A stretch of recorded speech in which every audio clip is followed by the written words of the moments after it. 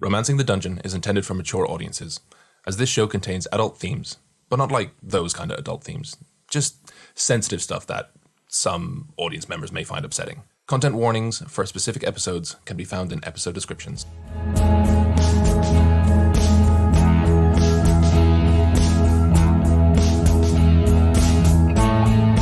Tell me why I'm so alone when I know you're here with me. You're listening to Romancing the Dungeon, a softcore D&D podcast about heroes navigating their daily lives while looking for love in a world full of peril, monsters, and heartbreakers.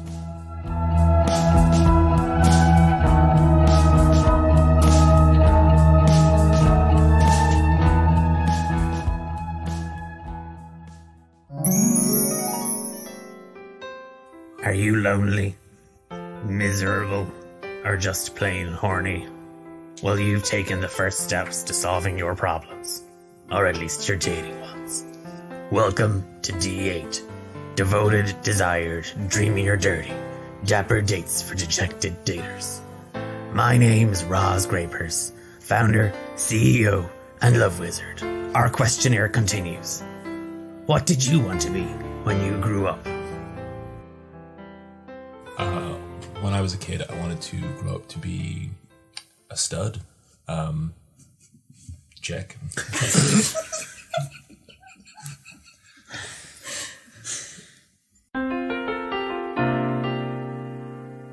Nate, you wake up that morning and your head is absolutely pounding. Your throat is parched and there's just a faint knock outside your bedroom door. It's actually someone just kind of tapping slightly with a little bit of gusto, but they're not rapping on the door loudly or anything like that. And you just hear a voice kind of pick up. Nate, don't forget the ducks. Yeah. Promise? Yeah. Okay, I'll see you later. And you just hear the sound of Clodagh kind of just moving down the corridor and downstairs. And there's ruckus coming from Ike and Jess and Marilla shouting after them. But you're lying there and the memory's coming back to you. She said something about the docks. 8. It's a date. You have, judging kind of by the light outside, you've got a couple of hours to kind of maybe get up and get dressed and get ready for the day. Yeah. The day is yours. I suppose I'll prepare a bath. And we have showers, but like a bath, a tub. So I will boil some water and just, I don't need to go into details. I prepare a bath and I have a bath. Please do. Okay. Describe every I've detail. never every. And then once I'm sort of like washed, I kind of sort of rummage through my room to find anything that's clean. And I imagine everything, all my shirts are like slightly yellowed and like there's not a pair of pants that doesn't have a hole in it or like cut knees. So I will take the closest thing that is to being clean and I will go downstairs to the cash box and I will take some money with me. There's a twack on the lid as you reach into the box. Marilla is just kind of almost like a ninja, had kind of like hidden herself between two barrels. I've got a date tonight. Oh, you do? Yes. With who? Who do you think? I don't know. Many a trollop has trounced through these doors on a date. And she makes little rabbit fingers. Clodagh. Oh. She's not a trollop. Oh, I know she's not a trollop. She's a bastard. She's one of my little bastards. And she pulls her little crowbar staff walking stick away. And it has many functions. I just need some money to make myself presentable. There's not enough money in that cash box, boy. And she kind of has a chuckle to herself. And she hands you the cash box. you take everything and you spoil that girl rotten. You hear me? Yeah. Yeah. Yeah. Yeah. Yeah. Yes. Yes. Mum. There we go. Yeah. And take those little... And she's looking around. Where in Brogue's name are those little beasts gone? And you don't see any sign of Ike or Jess. Oh, no. That pub is not a... And she's just kind of... Her chest is all kind of puffy and she's getting red in the face. Go on. And she's kind of like shooing you on. You're going to go buy something to wear, is it? Or... Yeah, something to wear. So I can't imagine there's a ton of money. So I'll go to like...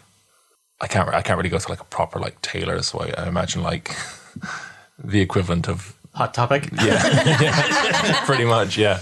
Cold Point. It's your favorite store. So I'm just going to keep it basic. I think just like a nice collarless shirt and some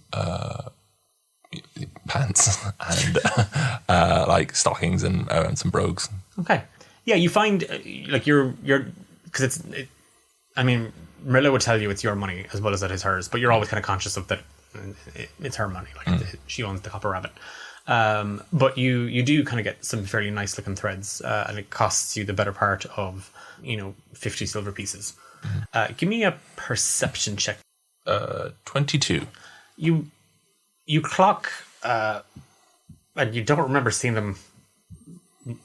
The odd time that you kind of wandered out with Clodagh on business or errands for Marilla, or when you went out, to get some air yourself or some of your own supplies, or just to wander. You don't remember seeing them as many, but there are dozens of posters hanging from like shop fronts and lampposts, and they've all got Fia Izzidrim's face on them, and you remember him. He's that squirrely Shaderkai elf, Fia's brother. And then you remember Clodagh saying she bumped into Fia, and there's a family dinner in a couple of days that you've all been invited to, that you're going to. And then you just, you take notice of the time, and the docks are a bit away on foot. If you walk with a bit of pep in your step, you'd make it maybe a little bit after 8, but you'd be there. Do I have time to go home and get changed first, or did I change? I just assumed you're just wearing it out of the shop. Oh yeah, okay, fair enough. I'm that rich. In that case, then if that was the plan, I probably would have brought something with me. I'm gonna like slick back my hair just so that it's not just like I'm gonna put more effort in than I've ever put in before. That like I think as much as it's like I've bought sort of like, as you said, like it sort of came in a box. It was one sort of thing. It's like, it's my style, but it's also, there is a slight element of the clothes wearing me a little bit. And even the hairstyle, I just feel a bit like stiff. I'm just kind of uncomfortable because I care. So it's a little bit, it's kind of just, I feel a bit weird, I think. Okay. And yeah, I'll make my way to the docks. I mean, the streets of Tesrab like the back of your hand, and you duck and dive kind of between stall owners who are packing up. And as you kind of meander back through the market square, you notice that there's a lot less stalls. Like, even though people are getting ready, you don't see as many set up. There wouldn't be produce or there wouldn't be merchandise out on them, but there's fewer and fewer stall owners. You can just see over the tops of some of the buildings, just the shimmer of the moon on the surface of Lake Capulet. And as you round an alleyway, just bringing you out onto the docks and the warehouse district, you just see standing there under an archway the glowing form of Hephaesta Tinderson. Do I see him? Yeah. Nate! Oh my god, Nate! And I run up to him and kind of throw myself into his arms and grab his biceps. I'm just like, Nate! Oh my god! Oh thank god! Oh my god, Nate! Hi. I need you. I need your help. Oh my god! Please. Are you okay? Or no, please. It's an emergency. It's Fia. Please, I need help. Is this gonna take Nate, it's an emergency. Okay. Please. Yeah, Jesus. What's wrong? Just please come with me. I can explain in a minute. We have to go. It's time sensitive. Okay. Oh yeah, let's go. I grab his hand and I start running back toward what is my apartment. Okay. Nate, you were led kind of backwards almost out into the market square and the market district, right up into the southern part of Tesrab. The library's here. There's several official buildings and some hoity-toity kind of restaurants and galleries. It is the artist district, and you were led into the building. Yeah, and I just drive you straight up the stairs, straight to my apartment. So we get to my door, and I unlock it, and I just throw the door open. I'm like, come on, please. Yeah, I go in. Okay, so you step in, and the bed is covered in what is most likely very dried blood, and loads and loads and loads of it. And there are clothes everywhere. And I whip around, and I pull out a piece of paper, and I go, I got this invite for a family dinner at Fia's, and I have nothing to wear. Sorry, what? I don't, look at this shit. It's horrible. Who dresses me? Me? It's awful. Can you help? Everything's covered in, blood. I can't wear that. Are you kidding me? No. Come on. Oh, fuck this. And I turn to leave. Nate! Come on, it'll be just like old times. We'll get naked, we'll get dressed. I stop and I turn. Give me a wisdom saving throw, Nate, sorry. Okay. Woohoo. That is 3. The mark on your back, you hadn't paid attention to it since that night in the Flatstom Estate. You haven't really thought about that night. And just as Hephaesta says, it'll be like old times, you remember the blade and the point and what she did. What she gave up. And what she sacrificed. And then you remember all the dates previous, and the nights out, and the fights, and the makeup that would happen afterwards, and the fight that would indirectly follow that, and just the chaos and the energy. And you're trying to kind of make sense of it all. And then as you settle into it, you just feel the clothes on you and how uncomfortable they are. Where have you been? Around, what do you mean? I came back. Why are you being so weird? What are you talking about? This isn't you. This isn't... I'm so confused.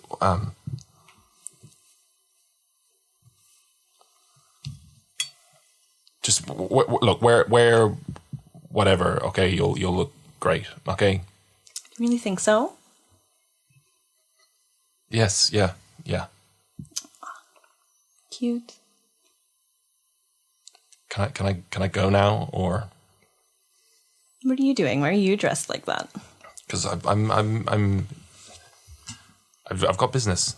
I've got stuff to do. Ooh, business. Need to become a big business boy. Fine, whatever. If you're going to abandon me in my time of need. Oh my god. Okay, what else do you need me to do?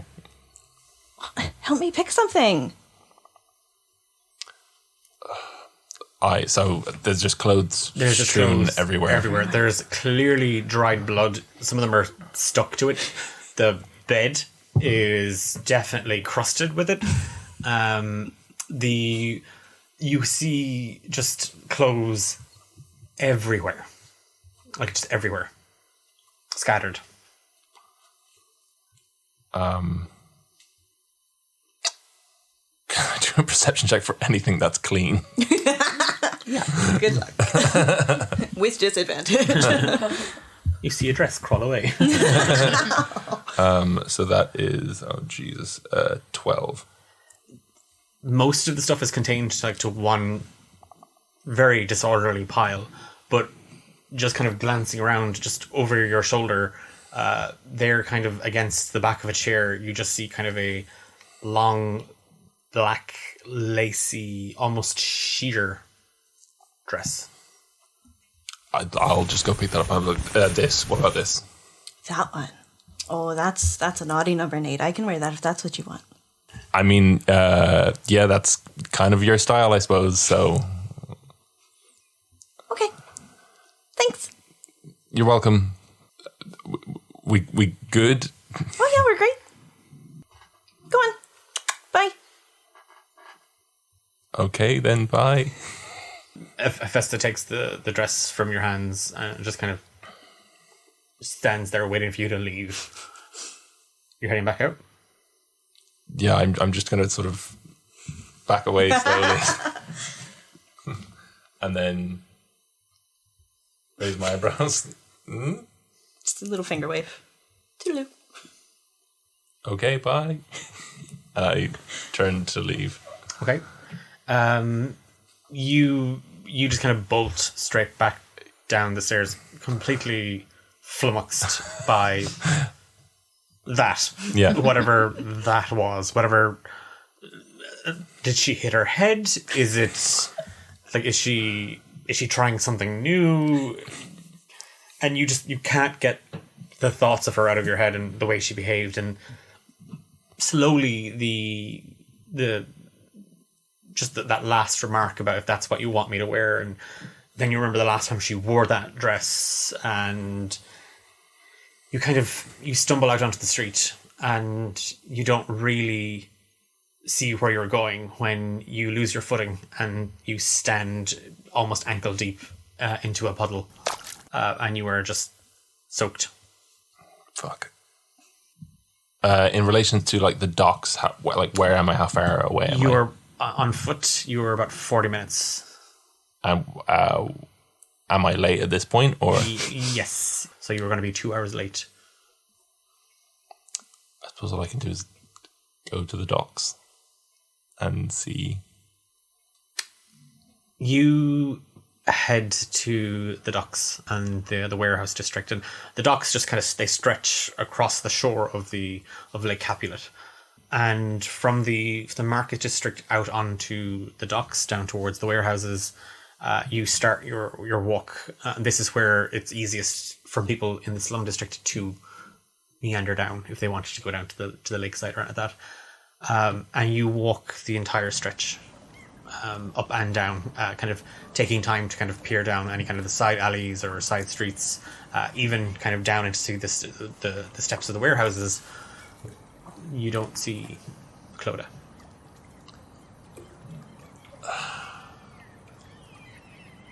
Give me a perception check. It's a 10. On your return walk, down one of the wider streets, you see two little figures. They're kind of looking around.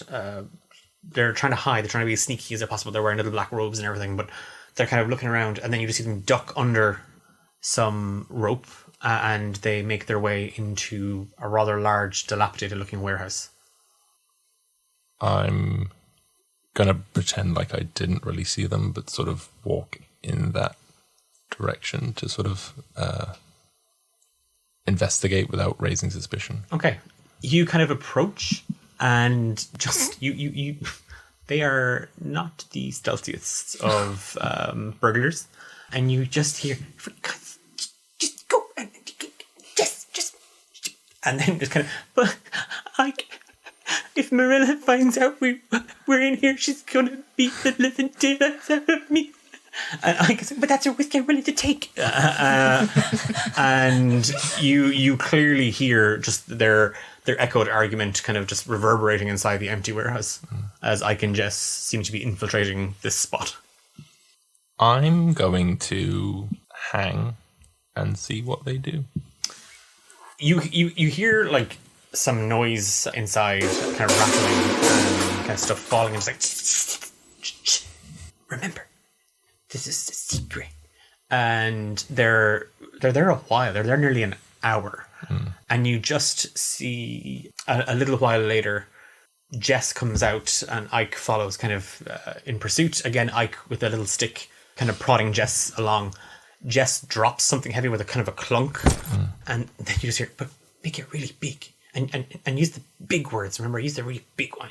Give me a stealth check actually from where you are here with advantage because they didn't spot you when they came out first. Okay. 16. You've kind of ducked into the small little, the little kind of path down into Gregor's cask and wine emporium, and you're using kind of the barrels and the crates out front to kind of give you a bit of shelter and blocking their view, but you can see them clearly. And you can just see Ike with a big old can of paint and Jess with a brush just painting something. It's dark. You can see him making big motions, but you can't quite see what he's doing or painting. Okay. I think at this point I'm gonna sneak up behind him and just sort of what I'm going to attempt to do, because I'm sure I'll have to roll, is I want to kind of like sneak up and sort of poke my head between the two of them and be like, "What you doing?" Oh, we're writing a message to a rival gang. What are you doing? I mean, community service. Right, Jess? And Jess is like, yeah, community service. I like that. For the community. Am I going to have to tell Marilla about your community service? And he kind of just starts wailing. And Ike is like, only if you want to start and have kneecaps. You want to help? Can I see what they've written so far? So far, you just see in big white letters, Kobold Kings. And you know that as the name of one of the street gangs in Tetherab. And is this sort of like a Fagin kind of like, you know, like a gang of kids, or is it like a gang? It's a gang. Okay. Yeah. I mean, guys, I don't know why you're doing this. You got a pretty cushy gig in the Copper Rabbit. Why are you stirring up trouble? Yeah. We're not stirring up trouble. We're doing community service. I'm going to take a little look around, see if I can spot a bottle of whiskey. Just give me a roll of a D20. That's a natural 1. Oh, God. So you pick up a bottle of white spirits. Yes. the closest thing to hand actually is white spirits. And I don't think you want to drink that. You are very, very, very sober. Okay, well, in that case, I'll just take a big old sniff of that white spirits. Okay. Okay. Give me a constitution saving throw with disadvantage. This is gonna go well. 8. You get a rather warm feeling emanating from your face that kind of just rolls out the back of your head, and everything just gets very light, and you feel good. Okay. And you see just, you know, you kind of shut your eyes and you take a breath in and you can smell the paint, you can smell the white spirits, you smell the kind of the breeze carrying the aroma of the lake, and everything is just good. And then just kind of at the back of your mind, you just see Hephaesta in that black sheer dress, and standing next to her is Clodagh in her smock and her kind of her muck-out clothes for working in the bar, like her little dress and blouse. And Ike is shoving a paintbrush into your hand. Oh, hello. Yeah, we don't do that. And Ike just kind of closes up the bottle. Jess puts it back into the bag. We need to make a statement here. So we've got Kobold Kings. Something.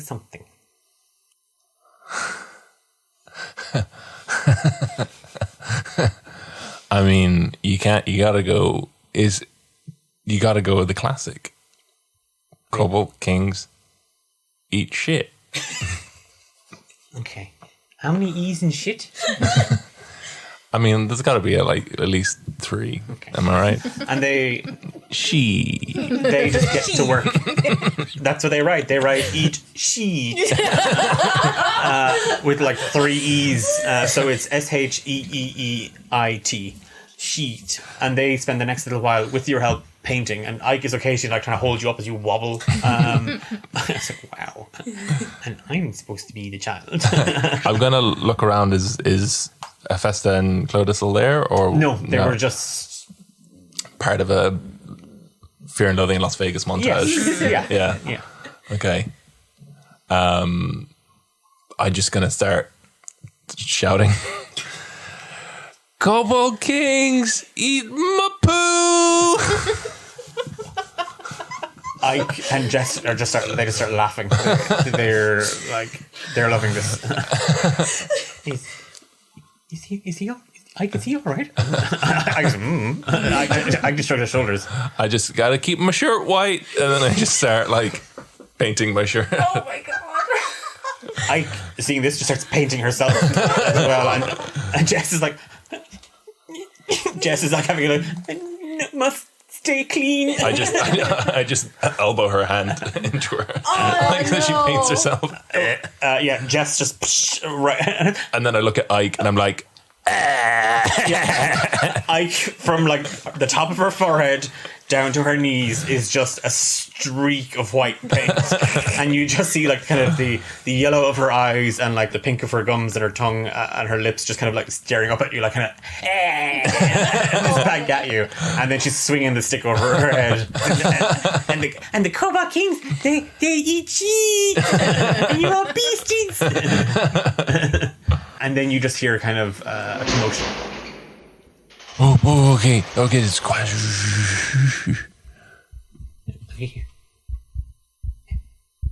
And you can you feel your heart beating in your skull, it's that.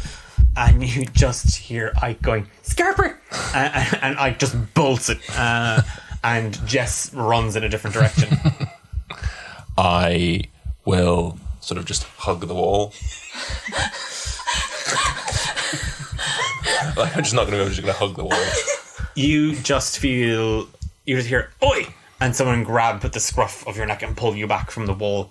And you see several people, halfling, dwarf, a couple of humans, a couple of elves, an Arakorcoran, and a dragonborn just stand there with his arms crossed.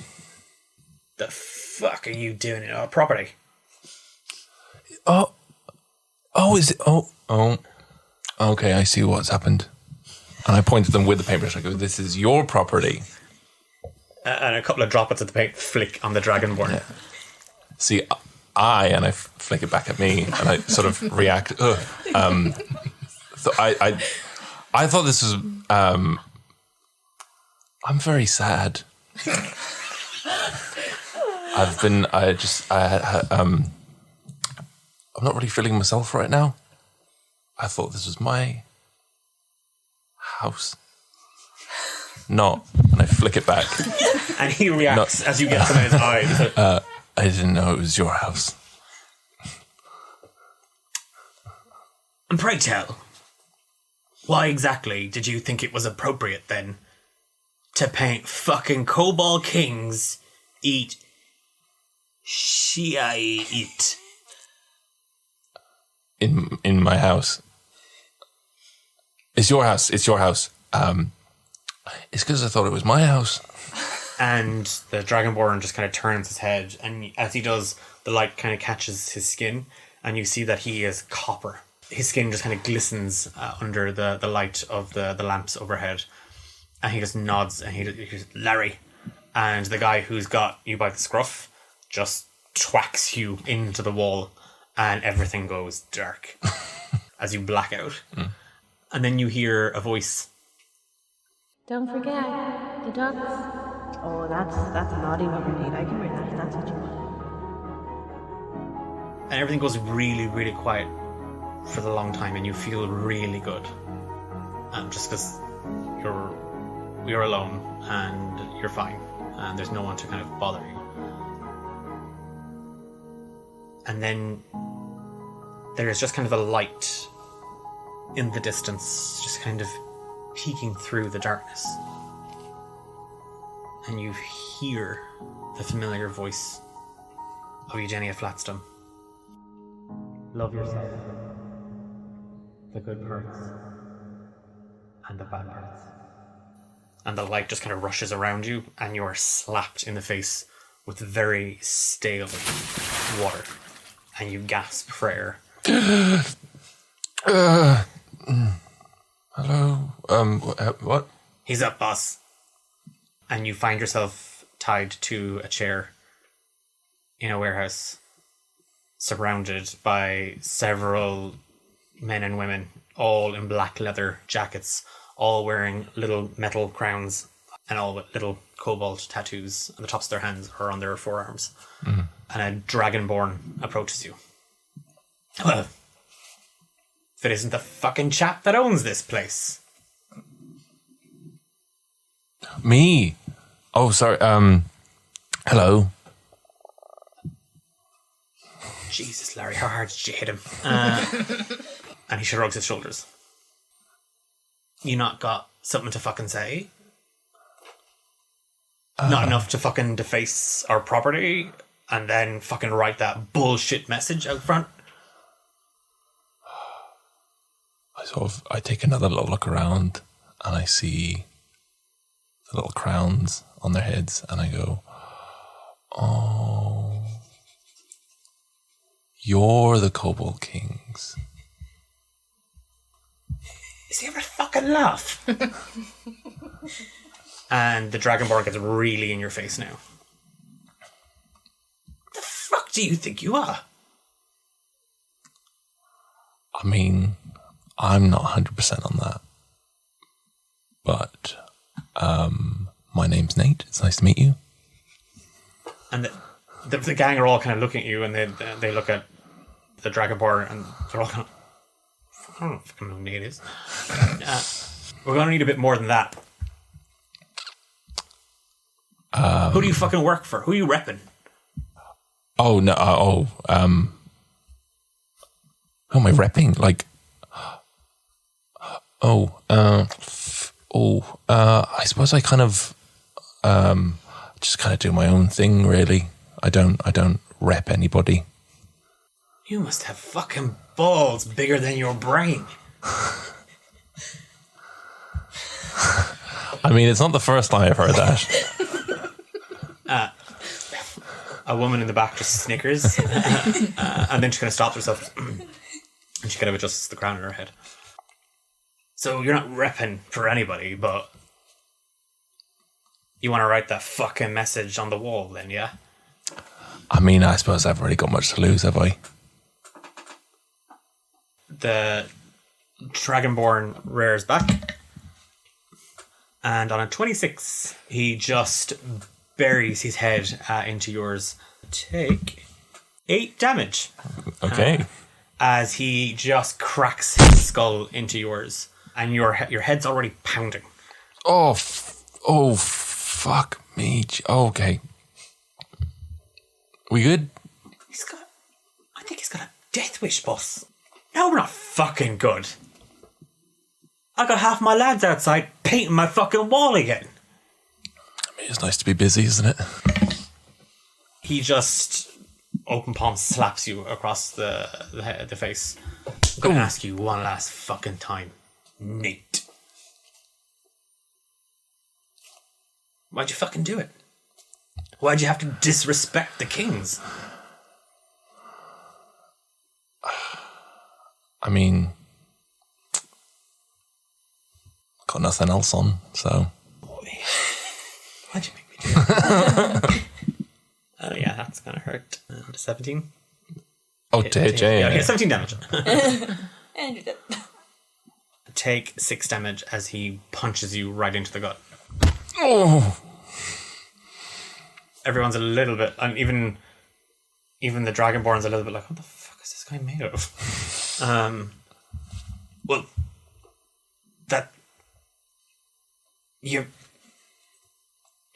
they're usually unconscious by now. And he kind of just throws his hands up and he turns his back on you for a moment. I mean, I'm sorry. Go on, have another go. Give me a persuasion check. With disadvantage, because you just said that. Which ones he's persuading you for? With disadvantage? Yes. Okay. Persuasion is... oh, fuck. It's, do you know what? I rolled a 2, but I have plus 10 on persuasion, so that's 12.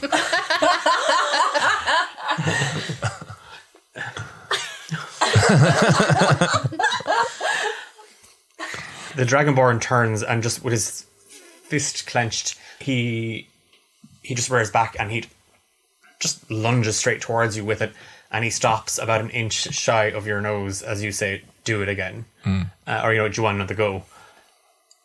Don't fucking tell me what to do. And he just unclenches his fist. Untie the prick. And Larry kind of just scrambles to untie you. You fucking watched yourself, mate. You've made an enemy. The Cobalt Kings don't eat shit. And Larry kind of pulled you up out of the chair as you're untied and shoves you towards the door. Everyone's a little bit like, what's he doing? Beat the shit out of him, boss. A few people are like, "Help him," and the Dragonborn just kind of stomps over to a pile of just crap, like just trash, and he just starts kicking the shit out of a box and a few other bits and pieces. Just sort of look to the rest of his gang, and I sort of go, ooh. And I just leave. The woman that snickered a little bit earlier on, she kind of does that. And she kind of waves as you leave. Okay, I'll give her a little wave back, and I'll head back to the Copper Rabbit, I suppose. What's your passive perception? My passive perception. It's like your perception on your thing plus 10, isn't it? Yeah. 13. You head back towards the Copper Rabbit, and occasionally kind of looking over your shoulder. Don't see anything. As you head down the small little alley, in Barefoot Alley, the little side street, and towards the door, the outside door, the kind of the security door, still shut. Okay. Sort of take a look in the window if I can see anyone in. Give me a perception check. Sorry. Oof. It's a 6. You don't see anybody. You don't hear anybody. Okay. Can I try the door? Can I? Yeah, as you kind of give it, you try the handle on it to kind of try to push it in, it just rattles. It's dead bolted. Right. Can I check my pocket and see if I still have like cash on me?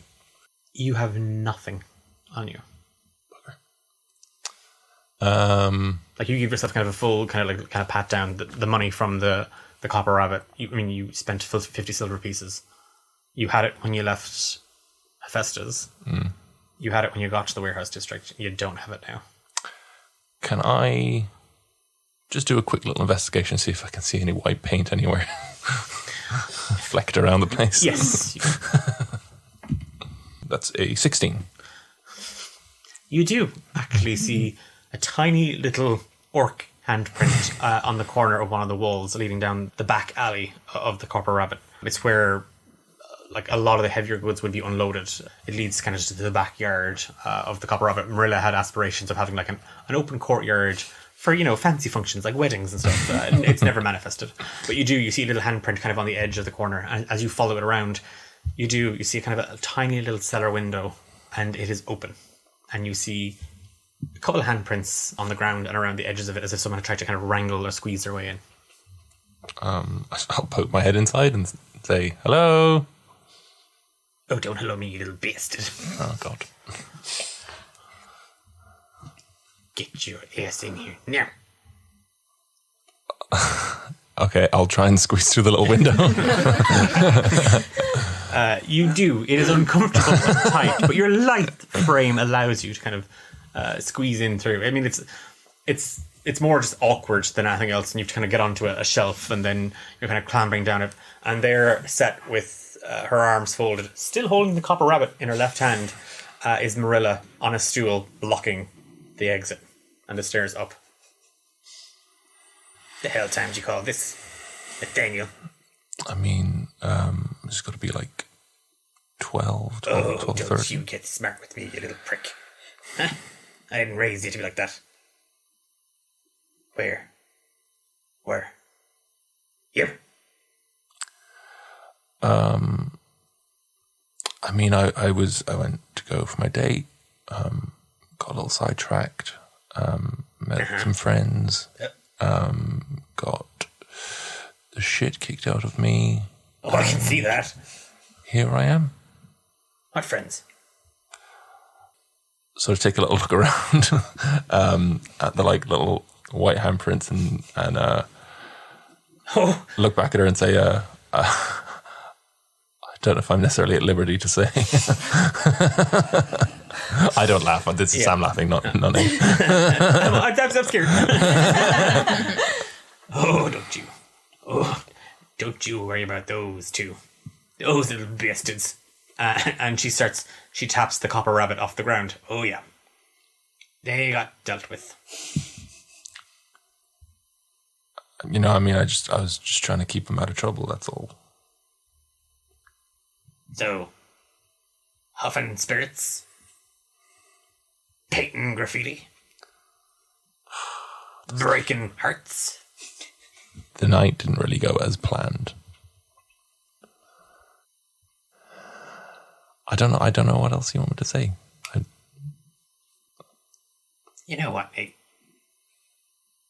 Don't say anything. We're good. I'm not mad. Just really disappointed. And she hops off the stool and she makes her way upstairs. I'll get breakfast.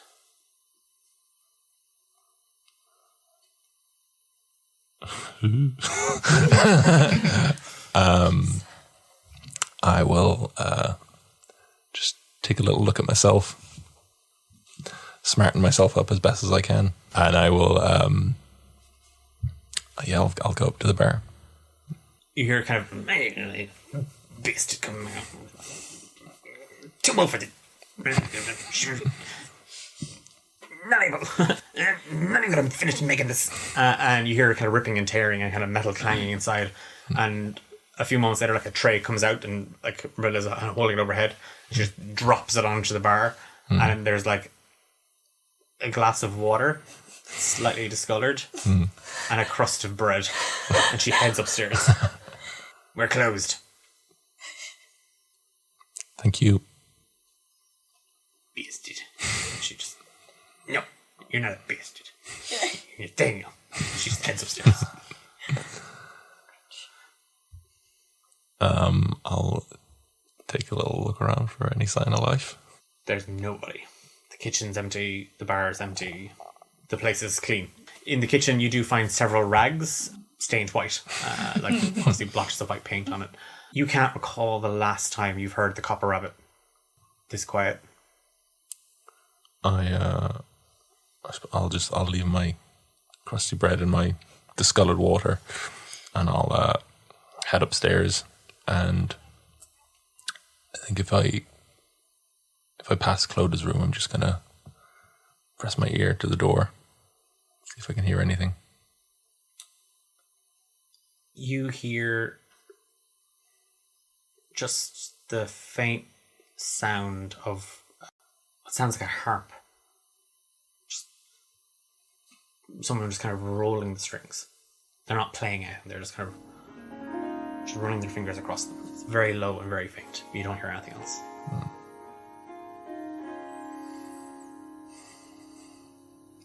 I go to my room. You head into your room, and on your room hasn't been cleaned. It's still Red is refusing to do it, and Clodagh not going to do it. But on your pillow, there is a small, square little envelope, and it's just Nathaniel Obsidian McKnight and family, the Copper Rabbit, Barefoot Alley, Tesbro. And inside, you find an invitation to a potluck dinner at Burbage and Sons in Barefoot Alley at the behest of Fia and Quillo Burbage and Una Izzidrim. Marilla and Clodagh have been invited. Okay. And then when is that happening? 2 nights from now. I just sort of frisbee it to the floor and I go to bed. That's it for this week's episode. You were listening to Amber as Hephaesta, Sam as Nathaniel Obsidian McKnight, Louise as Fia, James as Kyle, and special guest Eilish as Clodagh Medamoon. A big thank you, as always, to Ghost of Red Mountain for our amazing theme song Haunted. Make sure you check out their YouTube channel. I'm Declan, your Dungeon Master. We're back in 2 weeks for another episode. Until then, why not check out our Discord server, D8 Dungeon? You can back the show for some sweet rewards on Patreon. Leave us a heartfelt review wherever you listen to your podcasts, or tweet us your thoughts and emotions at D8 Dungeon.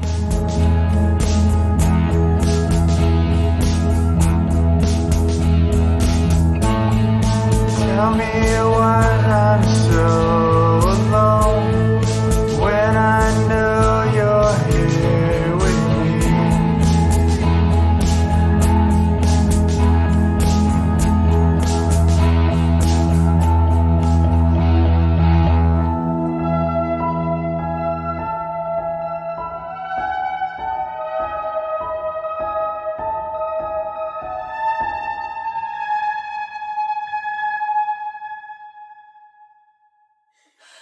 Okay. I'm not going to move. Has this come down to real pegs for you? What do you imagine this would be? No, this is about it. It's all in the post. We make miracles. Mostly. Give or take.